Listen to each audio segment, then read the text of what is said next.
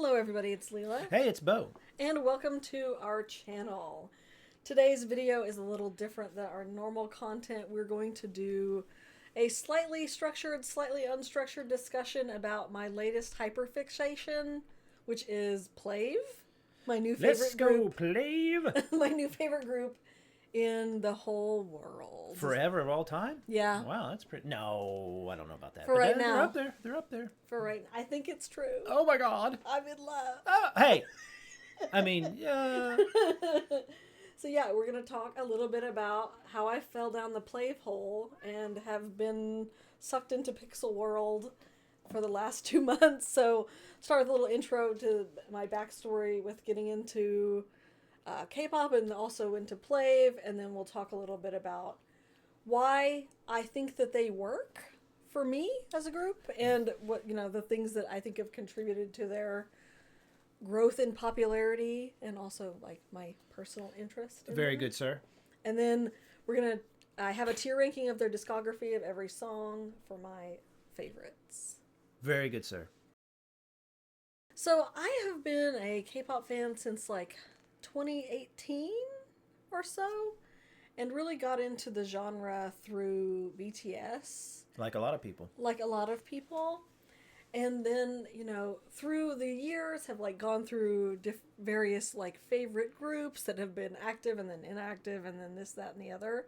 And I felt like a little bit this year, or in the last few years, honestly, there haven't been any new groups that have really captured my attention, to be honest. I mean, we've definitely followed the ones that come from the Boys Planet, Girls Planet because we love those shows and everything. But outside of that, there hasn't really been any new groups that like have really captured my heart. It's also hard when some of your favorites end their contracts and stuff like that. Yeah, and like my other new faves, like my latest new favorite groups have, through various ways or means or reasons, kind of fallen out of my favorite. Either they've disbanded or I don't like the direction they're going. So again, I've been slightly jaded with K-pop as a K-pop fan for a little while. Yeah. And I felt like this year, after enjoying Boys Planet again, I think it was kind of fun despite the heartbreak. I really felt revitalized in my fandom through discovering Plave, because it feels like that when I first discovered BTS and found something that was so new and different and that I love all of the music and the content and everything, and haven't really felt this excited about a group in a really long time. So how I fell down this rabbit hole, the steps, because it's been relatively recent, it's only been a couple of months that I've like been a fan. I actually have like the archive history of each step along the path, and I think it's kind of funny to take a look at each of those like stairs down the rabbit hole until I actually fell into the Yeah, rabbit it's good to hole. have a history of madness. So you can later, when you go to your doctor, you can be like, here's the history of what happened to me. The study in hyperfixation. So I think it's really ridiculous that I actually started becoming a Plave fan because of Boys Planet. I mean, that's how all the best ones start. You're like out of nowhere. Through like the weirdest door. It wasn't like through any of the normal means that I think a lot of people would have become a fan through various releases or whatever. We were on our channel, if you aren't aware, doing recaps for Boys Planet and really enjoying that show. And that Plave appeared on that show as producers for one of the original songs. Main dish. And I still, to this day, despite my extreme love of Plave, don't like Main Dish. I don't dislike it. It's just not their strongest song. Well, that's because it isn't theirs. But you know what I mean. It works for Boys Planet. They came into like my realm of vision through this, and I think I maybe had heard of them. I think before. We had, yeah. Like I felt like, oh, Plave, but not really thinking like, is this for real? Is it serious? Is it like are they really a group? Like, what is that? Yeah. And then they come on the show and they have this episode here where they're like talking to the boys about the song. And the thing that really stood out to me that like piqued my interest at this moment in time was the boys' reaction to Plave. They knew something was up. They were very respectful and excited. They were like really excited to like see them and to like that they had made a song for them. It was like, I was like, wow, like there must be something there, like because they were like super into the fact that they were getting to meet Plave. Yeah, and another difference I think though is from the previous shows when they would meet the producers or something, it was normally in the recording studio, right? And it wasn't this same reaction. It was like, oh, very respectful, but it wasn't like, oh, that's another artist. They were like fanboying. Yeah, they were like, and that's when I was like, who? What are they? These are just producers. And the other thing that like stuck in my head as like a positive thing was they made the regular joke that they make about not having any pores. Oh yeah. And I was like, wait, that's really funny. Actually, Yeah. they like Zoom in and stuff. talked about like not Their having dad, their pores dad joke as about like not a having virtual pores. group. Yeah. I thought that was kind of funny. So I was like, my interest was piqued. And then like in the algorithm, once you start like looking at one thing, it'll start showing you related stuff. So I think that I watched this video. It's like tagged with Plave. So I started getting recommendations for these fan cams because it was around the time they were promoting Hide and Seek. Oh, okay. In late September. And I was like, wait, so like Plave, you know, like the virtual group, the avatars, they like do like fan cams? Fan shows, yeah. Like they do music shows and there's fan cams. Like to me, that like blew my mind, the concept that they actually did them. So I watched those. I remember watching Noah's and Bambi and it was like, wait, this is kind of interesting. Like they're really like a real group. On Boys Planet, there was a moment where they show, I think it's Hammond shows the dance move, how to do, and I thought, and I'm starting to go, wait a second, what is this? The group that made the song, or are they just producers who this is their shtick? Or you know, I didn't know what the deal was, and then they start showing the moves, and it looks good. Like I'm like, oh, and you kind of lose the. It kind of feels like you're talking to just another idol group or whatever. Yeah. So, but when you were getting the recommendations, it was maybe also a case of just happened to be the proper timing for the release. So just lightning in a bottle. So it just like came into my, and I watched it. I was like, that's kind of interesting. And then again, once you watch one thing, it starts to show you more. And then this video that came up that was one of the performances from the concert, and I was like, wait, this is like a huge show. No joke, yeah. Like they're doing like a huge concert, and it's like for real. I was like, wait, this is like a real thing, like a real group. And then starting to like actually listen to the song and appreciate them. But those were like my first introductions where I was like starting to get curious. And then one of the turning points, which I think is the turning point for me and has been for a lot of people. For a million people. I think one of the like, you know, if you're like gonna make a list of things that have made people Plave fans, aside from Killing Voice, one is this glitching video, the Plave glitching for 10 minutes, Bongu's Rice channel.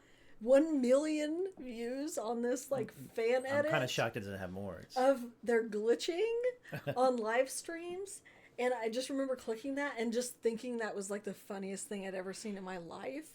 Yes, but for me it was what was good, not only being funny, but their reaction to it was great because they weren't pretending it wasn't happening. They in a way they didn't like it, but they in a way embraced it, and that gave them a charm that you immediately kind of connected to as a normal human who goes about life. You know, you're like, oh, these idols are having this issue right now with the broadcast or whatever, and then they would make a joke out of it. But you know, when they would actually joke about what looked like was happening was really funny. Yeah. So like literally people in the comments of that video are like, this made me a fan. Oh, 100%. 100%. And then after that, once I'm already starting to like have toes down the rabbit hole, and then listening to the music and all that, we'll get to the discography ranking later because that's clearly an important part of all this, was watching their streams. And this, in particular, this first anniversary Letter to Our Past Selves stream was like the thing that, you know, you're down the rabbit hole. You're starting to be a fan. Yeah. This is the like 300 kicking me down the hole. Yeah. I'm in this for life. We are Plave. I am Plave. I am fan for life. Yeah. I love them so much. And just like super heartfelt, heartwarming like story of surprise success and like, you know, them some backstory. Yes. And, yeah, just some, super heartfelt, super sweet. I was just like, that was like a turning point. I was like, oh no, Yeah. oh no, I love them. Oh Yeah. no, I remember love hearing them. this one from the other room, and I walked in. I was like, "Oh, that's some It was like kind of heavy. I can't watch it again. I can't No, watch yeah, it. I agree. It's like heavy. it's like a really sad it's song. really heavy. Not sad, but you know what I mean. Yeah, Like, it's very emotional. So those are like the steps down the rabbit hole. Of course, the Killing Voice being a really big one as well. Like when I kept seeing the recommended, and I was like, aside from watching, going, they have fan cams, going, they did Killing Voice, and then like finally watching it and just being like, oh my god, they sound amazing. Like, Yeah. It's one of the best Killing Voices, and it has like 4 million views. Well, and also it's a very evergreen video. Like that video, you could watch 10 years from now, like you can, let's say, old EXO videos or something, and you're like, oh wow, that's awesome, you know, or you're impressed by X or Y, and that video will have a lot of life to it, and it's a fun video too to watch. It's not a they're not just doing, you know, I mean it's a good what's that called, like a medley of all their songs that really gives you an idea of what they sound like. I think Killing Voice is like a bragging rights sort of thing for groups anyway, like going on there and doing it, singing live, and how you sound when you sing live and stuff like that. And then like there's legendary groups that have their Killing Voice, and it's amazing, like EXO.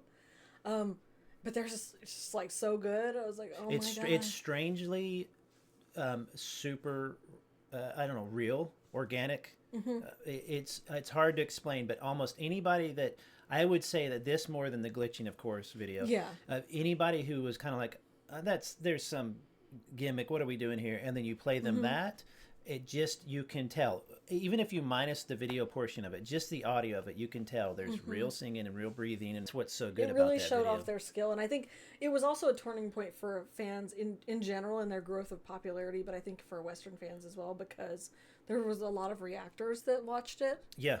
And then from there kind of checked out their music videos and kind of became fans. So I think that, and this was around early this year whenever Dash came out, was kind of another turning point in their like growth and popularity. And I think this was probably one of the more one of the first touch points for like Western fans actually giving paying attention, giving them credit. And a necessary step, I think. You've got, if you're going to do this, you're going to have to prove yourself, or it could, people's doubts could be solidified in their heads. If you do this and you disprove the doubters, that's that video alone is ammo. That's really a powerful video. And that transitions really well into one of the first points I wanted to talk about is just like the concept of virtual idols, and a little bit of like the discussions around AI and how it relates to this. I would say that like me coming into like being a fan and being introduced to them, the skepticism was really in like, you think a group like this is not going to be like serious or like have good music, that it would just be a gimmick, or if they did do music it would be like that kind of, no disparagement, but Hatsune Miku kind of like 8-bit video game, really like hyper pop.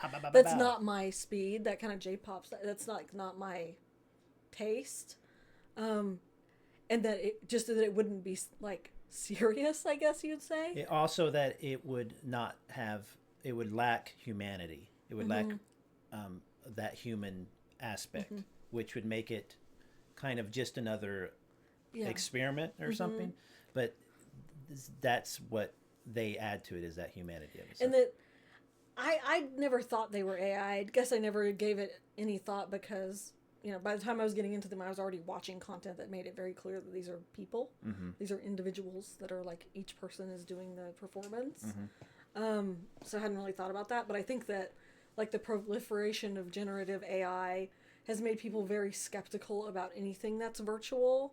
So it's kind of been a little bit of like, they're having to push against prejudice about AI, even though they are not using it, because of its prevalence these days, and people's media literacy about how these things work being really low. Yes, and the technology illiteracy. Technology because a lot of people are using AI the way people were using CGI for years, where it's not the same thing as computer-aided graphics and blah, blah. So AI is kind of just a cover term. So I forgive some people for just saying, oh, is that AI? Meaning, is that a computer graphic or something? But when you watch it, you immediately can tell that there is a person there. There is humanity there. And then when you hear them, then you're like, oh, I don't care if they're dressed like Godzilla. You know, this is the real deal. I don't have like an interest in general, and I don't think I will even now as a Plave fan of like other virtual idol groups or anything like that, or VTubers. A lot of people are like, well, it's obvious that they're VTubers, and I'm like, who? Not to be rude, but who watches VTubers? Like, I don't know. Well, and you're not watching a VTuber for their singing and dancing ability. Well, you know? You're watching VTubers in that context. It's really about like a streamer. Like someone who's just sitting there. Someone who's just like sitting there making a commentary. A commentary. Yeah. Or not like a full body performance. A host, maybe. Of like something. And I don't think that the like VTuber fan audience and like traditional boy group K-pop fans is necessarily like a Venn diagram that has a lot of overlap. So I don't blame people whenever they see and they don't understand how it works or whatever, because I think a lot of people say, well, isn't it obvious that they function like a VTuber? I don't think that's necessarily true. I don't think it is obvious, but I think it's very easy to understand once you have it explained to you. And I feel like there are definitely fans that like are doing the Lord's work in every comment section about Plave to be like, it's not AI, it's real people, and they're like performing, and having to like still, even to this day, like correct those misunderstandings and assumptions that people have. I can see why it's necessary, though, because you would maybe as a young, or just as a person, think, oh, AI here is not trying to create realism, it's trying to create stylized realism, so that would be easier, quote unquote, for an AI. I could see people thinking that, but that's why it's interesting. As soon as you get to know them, they break through that kind of image. But you'll also see a lot of VTubers and people who know about technology and stuff, when they see this, they're like, oh wow, and you're not really sure why, but then once you start to understand, you're like, oh this is not a joke. This is not just some VTuber Vocaloid singing thing. This is a this is a real deal. It's like a full on motion picture production video game capture. 100%. I just the to briefly talk about the technology of it all. I actually find it really fascinating and interesting from that angle as well, just like how it works and how they've made it work and the way they've polished over the years. That like now when they live stream, they're like playing games in the world that were made for them to play with, interacting in the world. Yeah. And that they basically are real-time functioning as sort of like a video game character in Unreal Engine. Yeah. Like, I think that's really interesting as someone who does work in video games and, like, has, like, at least tangential knowledge of, like, how that works and mocap, and have walked past the mocap area of my offices and seen the guys, like, sword fighting. Yeah. And that this is a similar, like idea is what they're doing here. And not everyone necessarily has that knowledge, so I don't, like, hold it against people who don't understand. Of course. But I just find that aspect of it really interesting, is the tech, and also the way they've designed their, like, I don't know, what do you call their character? Their avatar? That's what most people would say is an avatar. No, someone used a different word. Not avatar. It was like digital personality? I don't know the word. Like, what word do you use for their character? I would say avatar, but I'm just their visual. Their visual would be nice. Each person's visual. Yeah, that's a really good word. I think their visual design is like impeccable. Yeah, it's subtle. You don't notice it at first until you start looking at, like, little details. It's like actually impeccable. Like each person, the correct, perfect amount of stylization. In being interested in this, I've like glanced at HoloLive and been like, what do other virtual idols look like? And they very much like Plave like has like a whole facial expression the clothes, range. It's like an animated movie level of expressiveness that they have in the way their faces function. Yeah. Or what work or are. And which is just in the stylization is just like that perfect amount to where you would think initially, oh, this is going to be uncanny. It's not at all. Like they completely are just like perfect. It's balanced. Like Demon Hunters, that kind of animation in a way. It has a good Demon level. Is really well styled. A little bit way more stylized, but you know what I'm saying, like that. there's a certain sweet point you can get to where, and I think they have hit it I very think well. hitting that sweet point of like not uncanny valley, but also not too simple to where it just looks like bad. You know, their V1 selves are a little more rough than their selves now, and you can see the difference. Then it's like they're really good now, and the outfits and everything, and the hair, it just like everything moves just like I think that they're just. That's also a piece of the puzzle that makes them work so well, is that they're just so beautiful. Yeah, no. We were talking about the other day. They're just so perfect. We were talking about their fan cards. Their photo cards. So why are they so good? It's like it's just a picture, but they're like. But really they have beautiful. their color palettes are always so really nice. They're Yeah. really, maybe that the color palette lady helped them out with all that. I think they did. Their concert outfits, their new the color palette are part of their. Oh, that's cute. They were really nice to her. She was funny.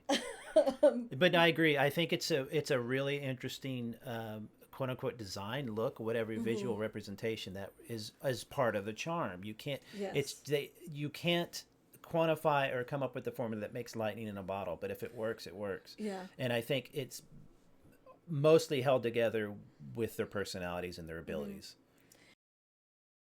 So moving on from like the tech aspect of it and why I think that's interesting, I think just their story as a K-pop group, even if they were like, I mean, not virtual or whatever, or something, their story about how they were made and like going into this company that was only a tech company and had never made a group before, the fact that the members like they picked each other, like they were recruited as friends who knew each other and wanted to work together and like try this thing out, and that they, you know, went through experiments and ended up having to basically be self-produced out of necessity in the start. Because the choreography and the songs they were being given to work with were really not good. So they're like, let's just make it ourselves. That was a very brave decision to be you have to be like so grateful that like they actually made that decision, because it was the absolute right thing to do.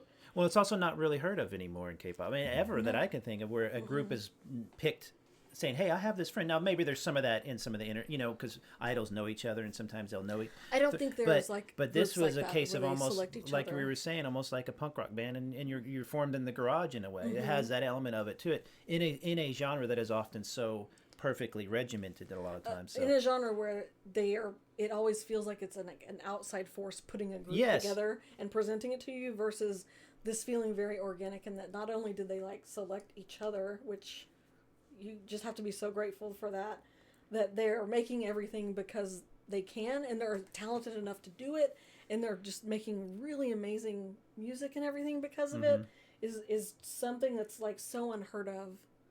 Yeah, I hope that it encourages some other labels or groups to maybe do some more stuff like this. Not necessarily literally like what they're doing, but you know what I mean? Like allow some more freedom. And not even just like the self-produced label as a bragging rights for fans. I think a lot of fans like take that self-produced thing and like use it to win fan wars against other groups or something. Not Plave fans, but just like in general. But not even like in that way, but in the way of they have a very distinct point of view and sound and entire like package that exists because it's coming from them. And the way they work together and their songs, and like seeing them actually work on them, like that they wrote Pump Up the Volume in front of fans. Oh yeah, that live stream is like, incredible. It's just super I think fun. That's one of the other steps down the rabbit hole for me, was just like, this is insane. This is like a level of transparency, the bravery of showing the process, and they acknowledged it as well in that process. This may be rough around the edges or whatever, and not even intending to like complete that song or release that song, but just like playing around and showing this is how we make a song because they have content to make. Also, it was incredible. I do think there might, not even if they're aware of it, I don't know, but maybe there's an element of we have to kind of prove ourselves because we do have all these haters doubting that this could be a real group. Yeah, and so maybe there's a bit of, hey, we've got to show that we can do this, the Killing Voice, stuff like that. But that's why I said I think the Killing Voice in moments like that are so important to a group like this. I wanted to briefly aside about K-pop Demon Hunters, and one of the things that I think that it's like it has been a cultural touch point in K-pop this year in that the only thing that could unseat a lot of BTS's records and like charts or whatever success this year has been the soundtrack of an animated movie about K-pop, which on surface you're like, that sounds ridiculous, but at the same time it makes absolute perfect sense because it has to be something unexpected. There has to be something unexpected to break through that the enormous like heights that BTS has reached. It wouldn't just be another group to come along and be like them. They're like the Beatles. Yes. So like having the soundtrack of K-pop Demon Hunters come and be like this global sensation is like, yeah, that sounds about right because it's bringing something completely new and different to the table. But it's not when you got to the level of BTS, you're it's no longer that you're a K-pop group. It's that you're a K-cultural moment, a movement, and I think that's why, even though Demon Hunters is not BTS in the way it's not a group that tours and stuff like that. It's a cultural moment of K culture. And that transition, that I have a point. That transitions into Plave because I feel like their like meteoric rise has been because of part of bringing something different to the table. Like there has to be a sense of novelty. There's so much out there. There are so many new groups that debut every year. They might have talented members. They might, be really good looking or whatever, but actually like getting anyone's attention you is so difficult. So the fact that Plave have been able to grab people's attention through the novelty of the virtual idol concept and then hold their attention and become extremely mainstream popular to the point of having concerts in one of the biggest venues in the country on the virtue of their talent and their music.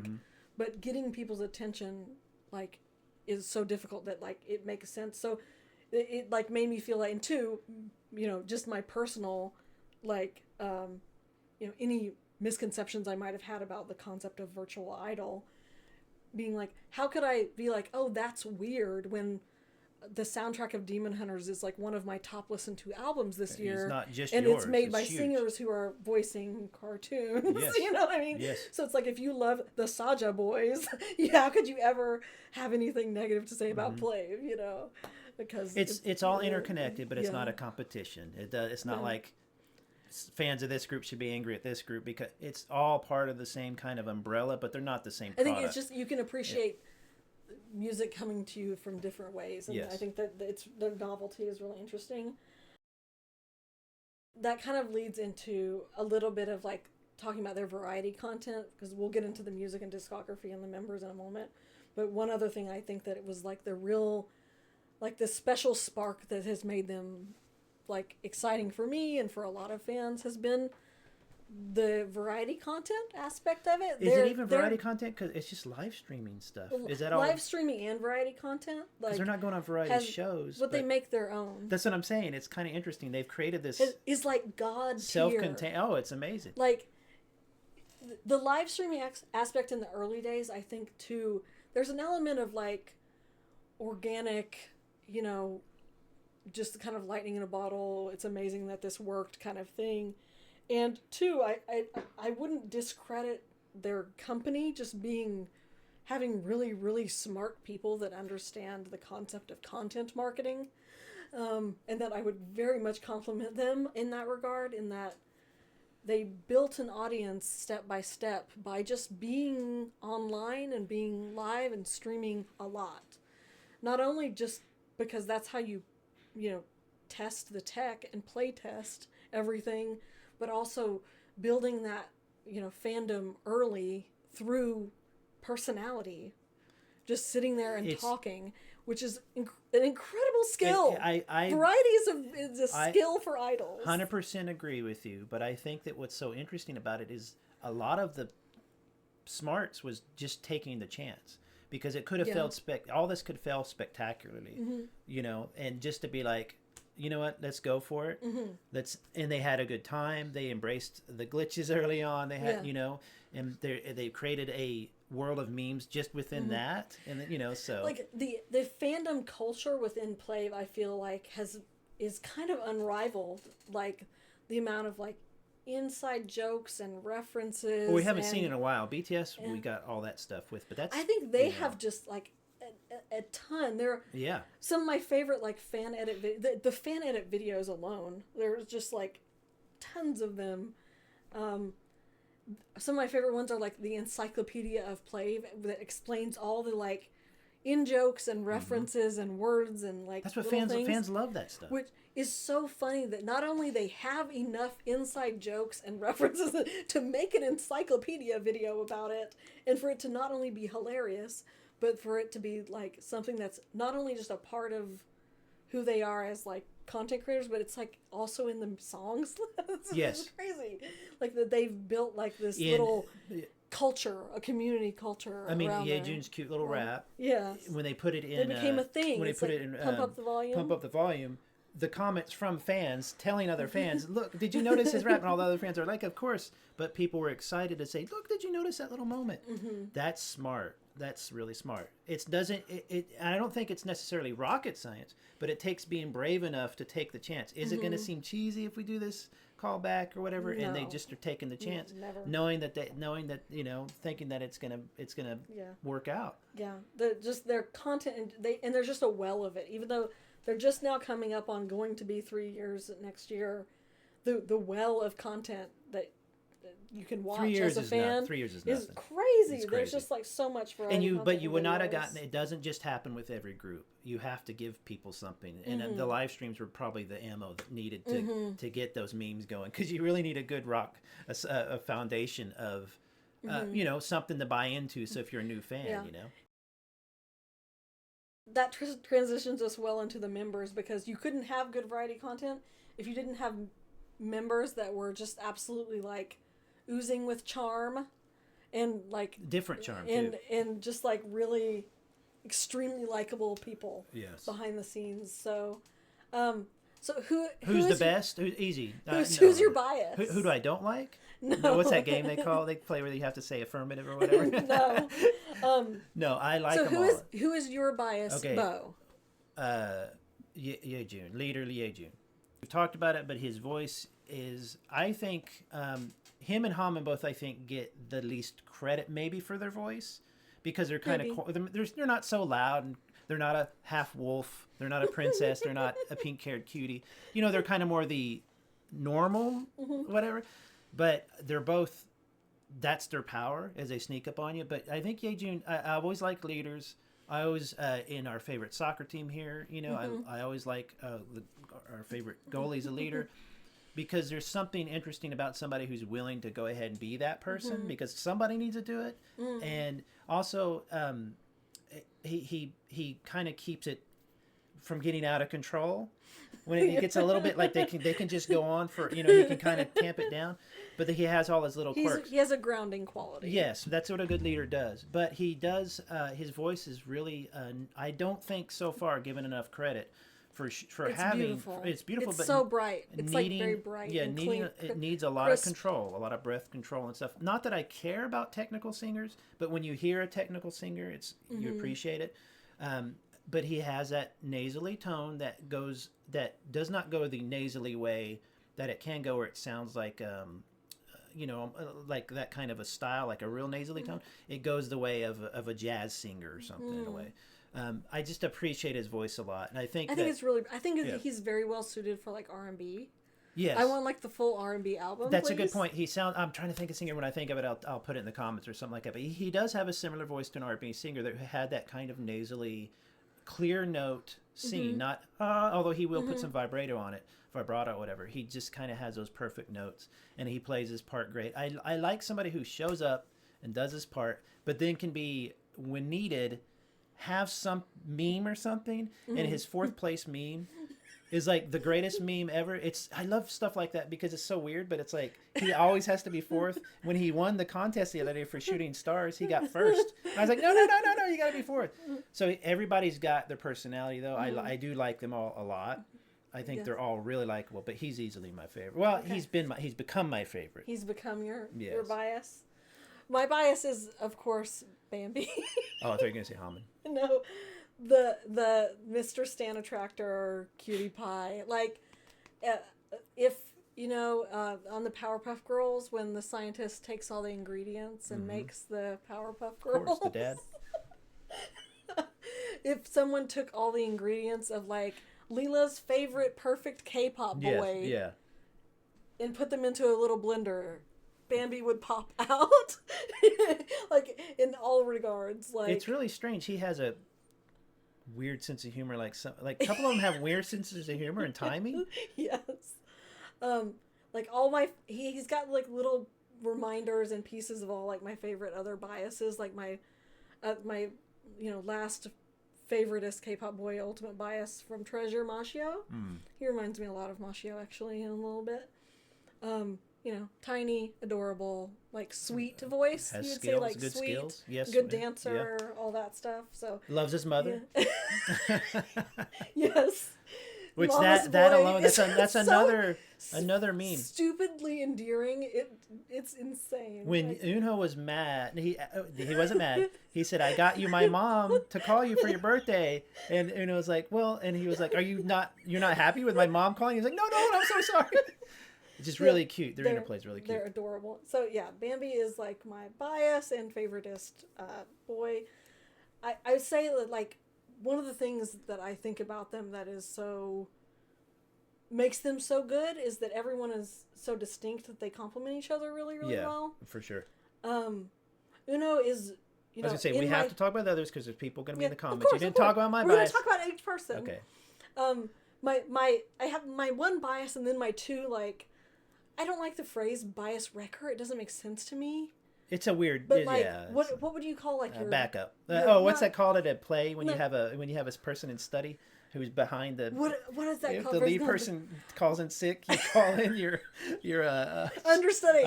My understudy bias. My understudy biases are Uno and Noah. So we'll talk about Uno first. That he why don't you just throw all? There's only 4 others. Just throw them all in there. Listen, it's not fair. I love everyone. No, I'm kidding. OT5. I'm kidding.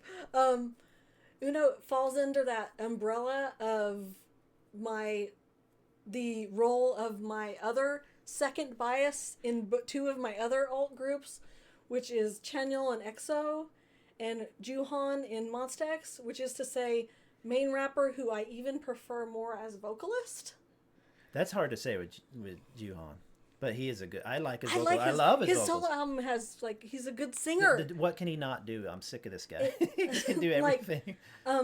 He was anyway. Yeah, I think Killing Voice really shows that for Uno, where it's like he's like doing the rap parts. You're like, oh, that's really cool, and then he just like pops off like he's the main vocalist, and it's like that's crazy that he's like a chameleon vocally. He's completely like a chameleon. He can just sound like anything and do anything, and he really I watched the live stream concert last night and I walk away from it like so impressed with him, like oh my god, he is so good. He's live, he really puts a lot into it's crazy. His the talent, his character, his superpower, everything is very he puts a lot into it. Adore him. Oh, for sure. Noah falls into the category of my other like bias in Monsta X. Main vocalist Kian, he reminds me of Kian a little bit, in that the vocal, he's got like this really interesting vocal tone. Similarly with Swan as well, my other like female vocalist bias, having like that gravelly kind of rock inspired vocal that's like super unique, like super unique. Literally the rock lead singer, but like big music, like yeah. Like, it's just such Broadway. A cool voice. Like, Kian has a similar tone, and, like, that suits rock music really well. And then just, like, Noah, just, like, when he opens his mouth, like, on Killing Voice, you're just like, oh, my God. He's so He can do anything cool. vocally, sounds like, yeah. He just has such a cool, he's just so cool. And he introduced us to Chicken Juice, which is now our favorite drink. And, just his, like, personality is so weird. The bro thing, the like lifting what bro. What in the world is this like gym rat bro? Why does he look like a little like prince from a fantasy novel? Princess. It's absolutely hilarious to me that they've acknowledged that they're like, yeah, we're gonna have a concept. At first, they were gonna have a concept for Noah, that Noah's gonna be like this soft, like pretty, you know, whatever. And then just like lasted for a half minute until he couldn't stop talking about weightlifting. Also, you just you can't how it's you so can't lovable. you can't I'm laugh like the sorry. Joker from Batman. And as someone and be a prince who has an obnoxious and difficult laugh, yeah. I really appreciate that. Oh, it's like the laugh of the century. He's just such a character and just such a lovable person. Like it's oh my it's God. up there with memorable So laughs funny. like Yuki from So Purple good. Kiss. It's fantastic. Like he is like him being there and like falling on the ground at every funny thing everyone says is like the life of the live stream. You know what it is too, though. When he does that, it allows them. They don't have to laugh as much, so they can just keep being funny, and it gets worse and worse. Transitions into Haman, who is, in my opinion, secretly and maybe underratedly the actual funniest member of Plave. I was thinking about this when you said it before, and it's not like, and this term is old school, but the straight man in the joke, meaning the person who plays the butt of the joke in a way. It's not like he's doing that. That would maybe be deadpan. He's very deadpan. He'll just say stuff. But to me, it'll just be like really funny. To me, from the limited, as far as the live stream content stuff I've seen, because I've seen a lot, and of course you're watching and I'm watching it. What's to me is so funny about him is the way he seems like a little child sometimes. He'll be like, yeah, he's freaking adorable. But then he gets the giggle. Cute. He gets the giggle fits from like toilet humor. You know, there's something super childlike there about it, but without being, you know, like a child. But you know what I'm saying? Very, very sweet. He has taken to his role as, you know, Magne very seriously. But yeah, like when I can't remember, they said something to him on this big thing, and Bambi was going on about something, whatever. And they look at him and he goes, yeah, and that was it. You know, it's just like. It's not necessarily he's got all the jokes, but his delivery his reactions to stuff are always really funny. It always just sells like the side eye. And like, great rapper, again, underrated vocalist, I think. Not saying by the fans, but I'm saying people might not put him up there as much. I love his like rap tone in contrast to Uno. Like, you know, not to be that person, but like I would be okay if Haman was the only rapper and Uno was just main vocalist. But I like his rap tone that it's very warm and it's very like soft. It's almost like his speaking voice. Uno's more aggressive. But it like has this very like it just really fits with their music.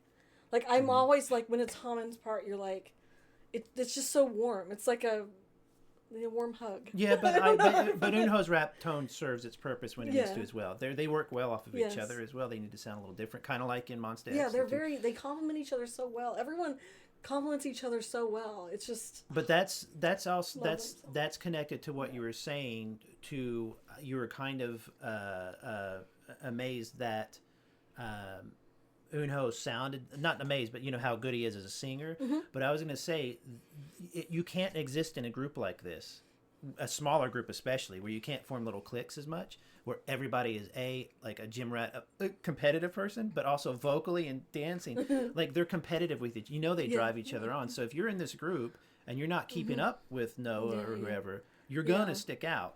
And so they just complement each other so perfectly, and like it makes sense. They picked each other. Like it makes sense. It fits. Yeah, it's a perfect. They made a good decision. Because it fits. But you see, I mean, they're driving each other forward too in the group. It's really cool. So moving on from that to the songs, I made a tier list. These are the songs according to my particular opinion.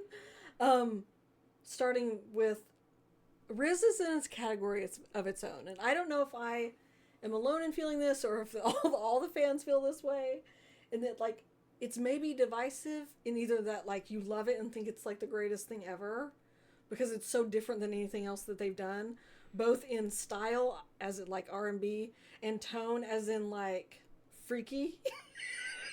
No, freaky, cheeky, freaky.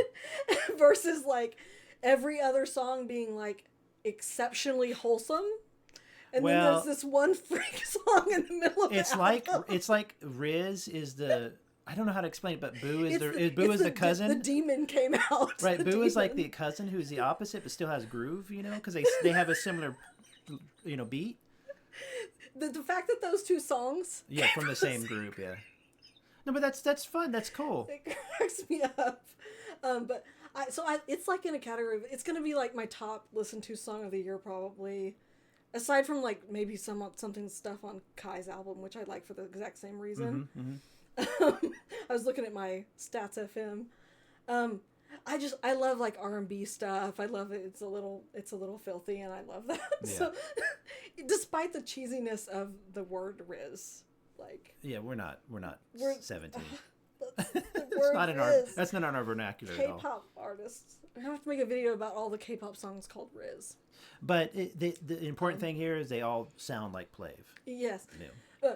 It's the outlier, so that's why it gets its own tier. Yeah.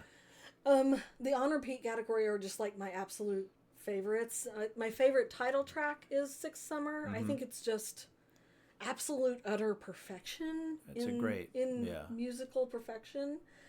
I love their sound. I feel like their sound in general, they really very much set the tone with Wait For You as their debut.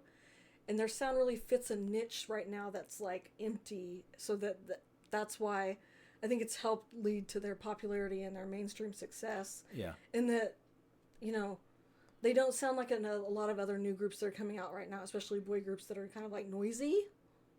Like they're very...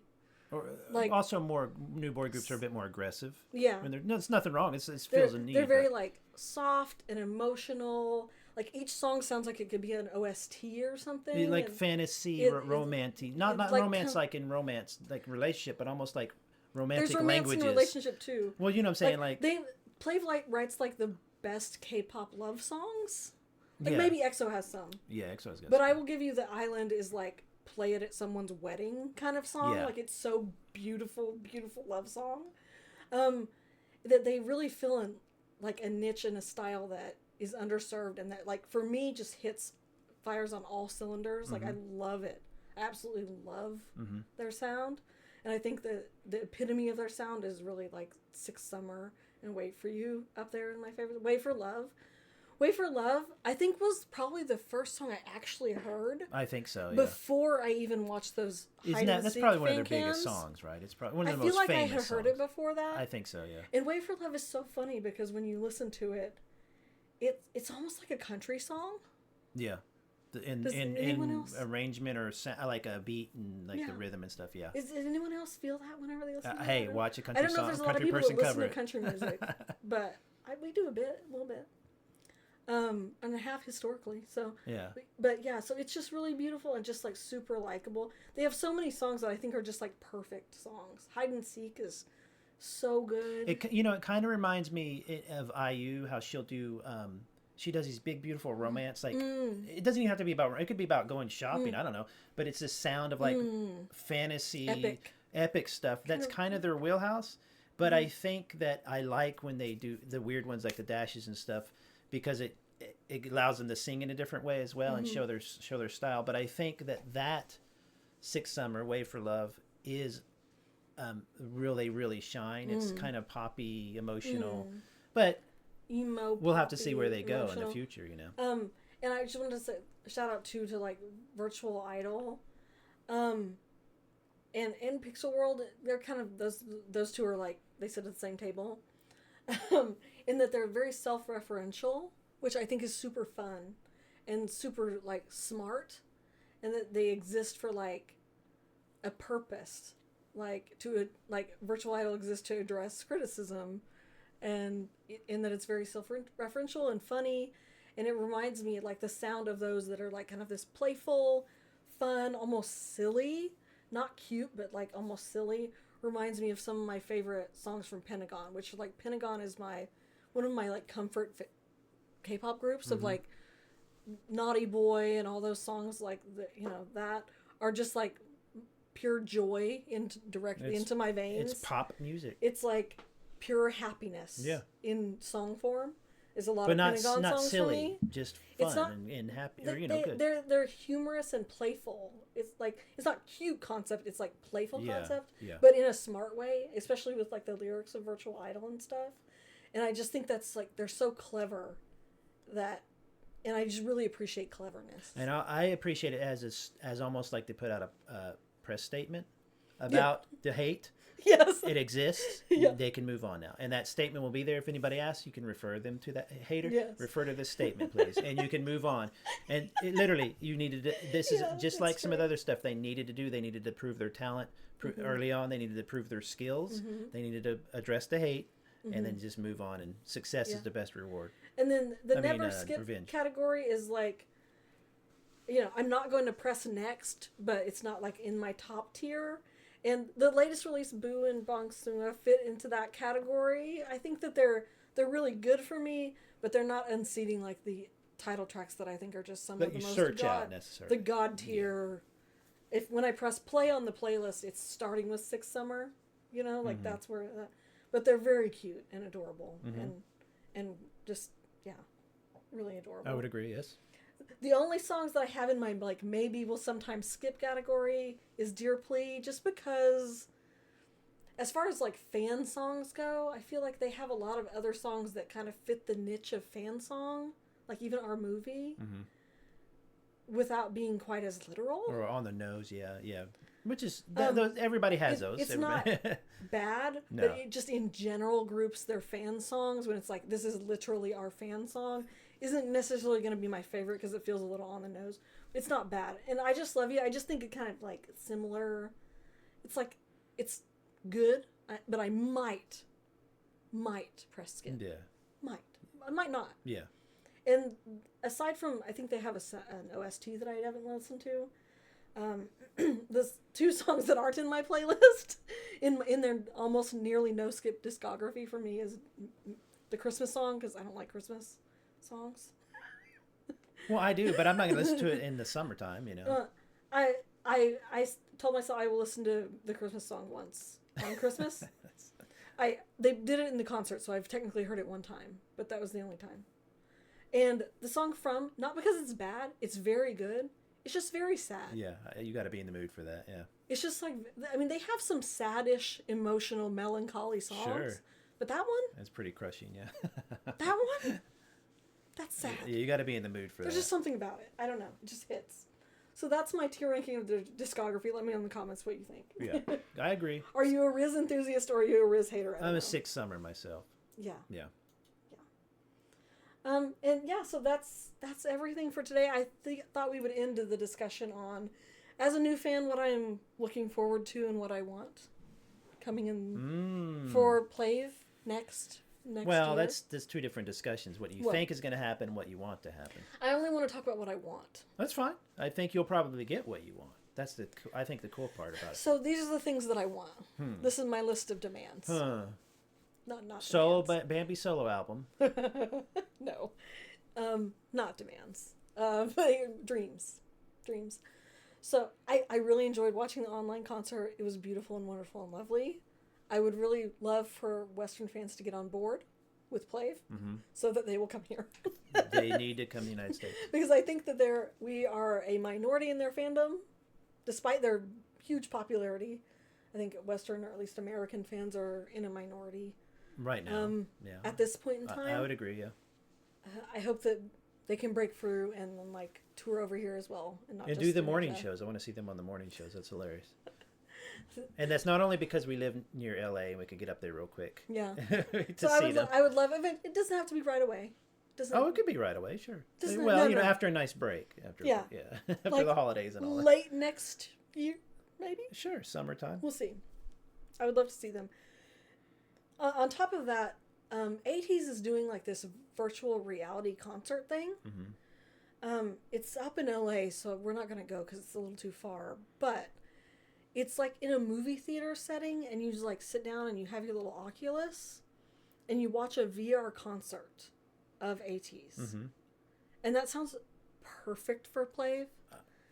Why have we not done that yet? I mean, that's crazy. I would not be surprised. That would make me so happy. Yeah, where you were just in the world with them. You could also just do it where you could stream it at home. Yeah. It could be not even a live thing. It could be a recorded. Go ahead and watch our song. It could be just 3 or 4 songs even, Yeah. But you could sit in a VR room in Meta has theirs and all that, but whatever. With strangers who sit next to you. And I've seen it, but the only annoying thing is if people talk, you can really hear them and stuff. So they You can can control mute that. Yeah, you everyone. can mute everybody. I've been to comedy shows in VR and everything, and they are absolutely immersive like that because you're sitting, so there's no motion sickness. That virtual idol group TV show we watched, or the competition show that Swan was on. Yes, yeah. What was that called? I can't remember. Anyone in but the comments can remember. That was so They so did little fun. concerts, and there was like people there. Yeah. So I was like, why haven't they done that?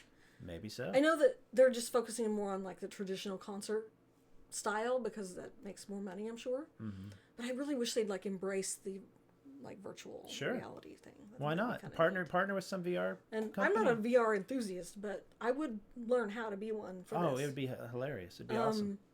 We have an Oculus. Mm-hmm. And my third wish for I get 3 wishes from my genie. Okay.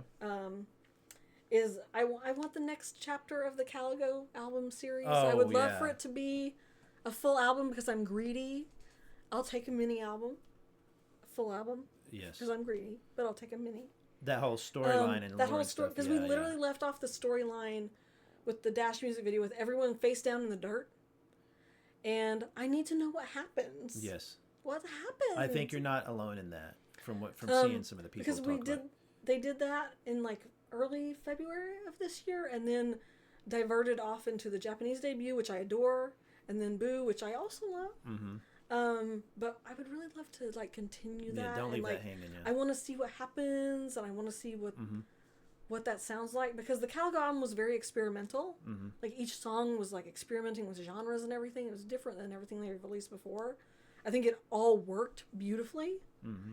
So I just really want to see what's next for that. So that's my hope, to have that like. I wouldn't be surprised if that happens like next year. around 3rd anniversary, like spring. Yeah, yeah. Like I'll be patient. Yeah. Look, I will give you 4 more months for another release.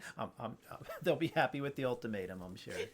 I think none of that is unrealistic. No. Absolutely unrealistic. It's a matter of partnering with people for the VR, that kind of thing, and those are big projects. Yeah. So I think the most important is you've done the concerts, the album next, new songs. For next year, maybe 2 releases. Yeah, next take year. A break first, relax a little bit. Yeah, for the rest of this year, calm your voice. They have well earned some time off. I think this year has been a little bit crazy for them, it seems, from what I can just see with the content and everything, with the concerts and stuff. But yeah, so those are my hopes and dreams. Let me know in the comments your hopes and dreams for 2026 for Plave. And so if you've listened to this, let us know in the comments what you think, how you got into Plave. Like, is it a funny story like mine, or are you normal? No, I mean, our K-pop fans. And you saw a music video and you liked it. You know what I mean? Like, that's normal. Yeah. Me. That's probably what most people did. Or were you into them from the very beginning? Were you there on the first live stream? No, that would be cool. That's crazy. That would be the cool. Early adopter fans, y'all are. It's like 20 people. That's cool. Wow. Most of them were staff, wasn't it? Well, in the very first stream, I think it was. Cool. But yeah, so that is my thoughts on Plave. Thank you so much for listening. If you like these sort of style of discussion videos about topics, let me know in the comments, and I really appreciate it. So we will see you in the next one. Yeah. Bye. Bye.